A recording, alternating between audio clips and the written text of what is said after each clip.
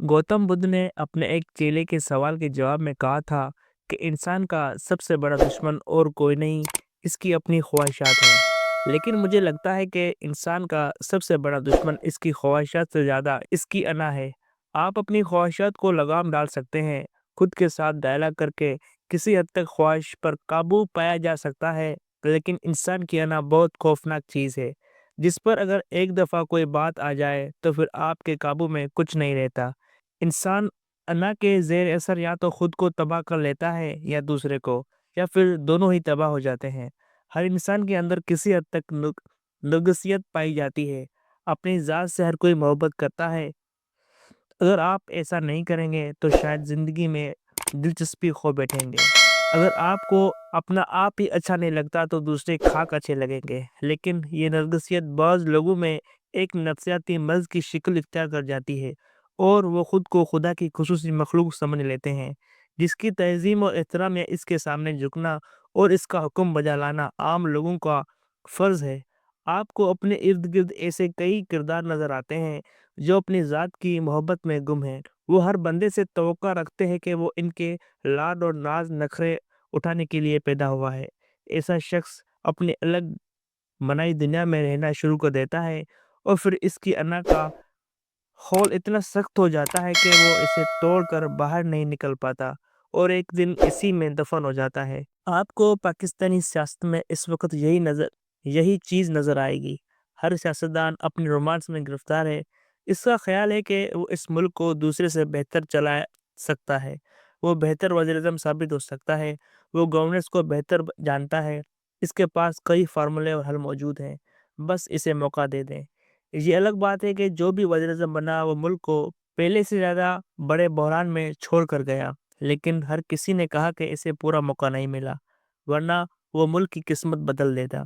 वैसे यही तो ज़्यादती है कि कोई एक वज़ीर-ए-आज़म भी अपनी 5 साला मुद्दत पूरी नहीं कर सका। भुट्टो साहब के पास मौका था कि वो 5 साल पूरे कर लेते, लेकिन वो जल्दी इलेक्शन के चक्कर में न सिर्फ इक़्तिदार खो बैठे, बल्कि जान से भी गए। शायद इमरान खान ने भी भुट्टो के फार्मूले पर चलने की कोशिश की और वक्त से पहले इलेक्शन कराने का सोचा। इनका ख्याल था कि अगर कौमी असम्बली पंजाब और खैबर पख्तूनख्वा असम्बलियाँ तोड़कर मुल्क में इलेक्शन करा दें तो इनकी पार्टी 2 तिहाई अक्सरियत से इक़्तिदार में वापस आ जाएगी। इमरान खान बहरहाल भुट्टो साहब से ज़्यादा खुशकिस्मत थे कि अब तक जान बची हुई है, वरना कसर तो उन्होंने कोई नहीं छोड़ी। मेरे ख्याल में इमरान खान ने इस मुल्क के सिस्टम पर इसकी सख्त से ज़्यादा वज़न डाल दिया है।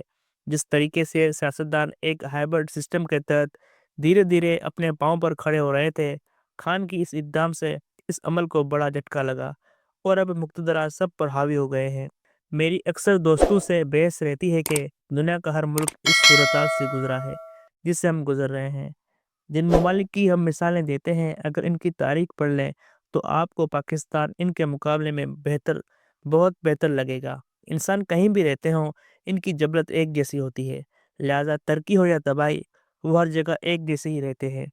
इंसानों का एक दूसरे को कत्ल या तबाह करने का जज़्बा आज भी वैसा ही है, जैसा सदियों पहले था। जब हम दुनिया की तारीख़ के खूंखार हमलावरों के किस्से पढ़ते हैं, तो हमें अजीब-सा लगता है कि ये कौन लोग थे जो हर वक़्त कत्ल व गारत और तबाही व बर्बादी में लगे रहते थे। इन्हें इसके अलावा कोई काम न था कि दूसरों को कत्ल करके, इनके इलाकों पर कब्ज़ा करके सब लूट लो या फिर खुद लड़ते हुए मारे जाओ। जिसकी लाठी इसकी भैंस, हम समझते थे कि आज के जदीद इंसान इस तरह की बर्बरियत और कत्ल आम का हिस्सा नहीं बनेगा। वो अब जंगें नहीं लड़ेगा, वो मुखालिफों की नस्ल कशी नहीं करेगा, वो खुद भी ज़िंदा रहेगा और दूसरों को भी ज़िंदा रहने देगा। लेकिन ऐसा नहीं है। चले मान लिया कि 1-2000 साल पहले का इंसान वहशी होगा, लेकिन क्या वो आज के दौर के इंसान से ज़्यादा वहशी था?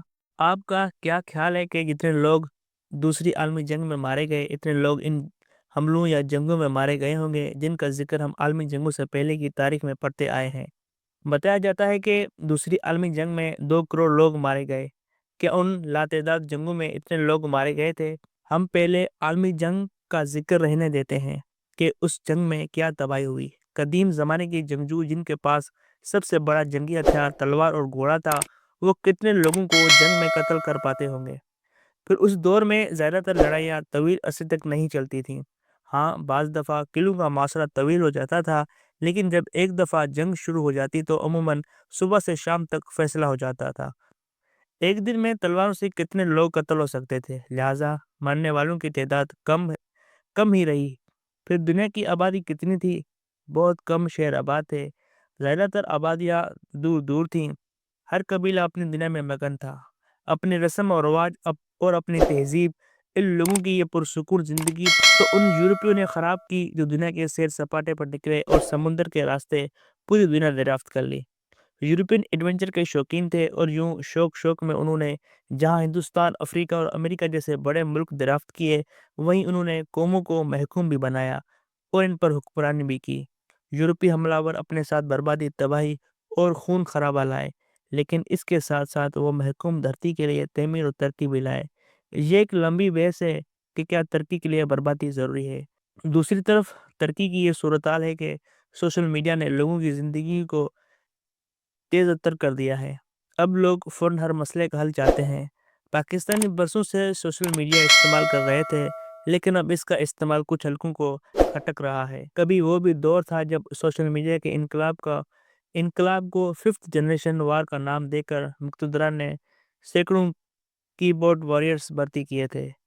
اس وقت کہا گیا اب جنگ زمین پر نہیں بلکہ سوشل میڈیا پر لڑی جائے گی۔ اب وہی جنگ گلے پڑ گئی ہے۔ اب وہی سوشل میڈیا جنگجو سنبھالے نہیں جا رہے، اس کا خمیازہ اب پورا ملک بھگت رہا ہے۔ سست رفتار انٹرنیٹ، فائر وال یا پھر وی پی این۔ مختصراً یہ کہ اب انٹرنیٹ استعمال کرنا مشکل ہو چکا ہے۔ ان کارروائیوں سے وقتی طور پر تو کچھ کامیابی مل سکتی ہے، لیکن لانگ ٹرم میں ایسے اقدامات سب کو نقصان پہنچاتے ہیں۔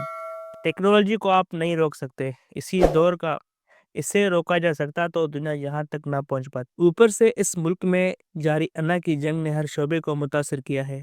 ہر سیاسی لیڈر یا مقتدرہ یہی سمجھتے ہیں کہ وہی اس ملک کو بچا سکتے ہیں۔ وہی بات کہ ہم دوسروں سے بہتر ہیں، ہم کسی خاص مقصد کے لیے پیدا ہوئے ہیں۔ وہ یہ سب کچھ سوچتے ہیں، لیکن یہ نہیں سوچتے کہ ایسے کرداروں سے قبرستان بھرے پڑے ہیں جو کبھی خدائی کا دعویٰ کرتے تھے۔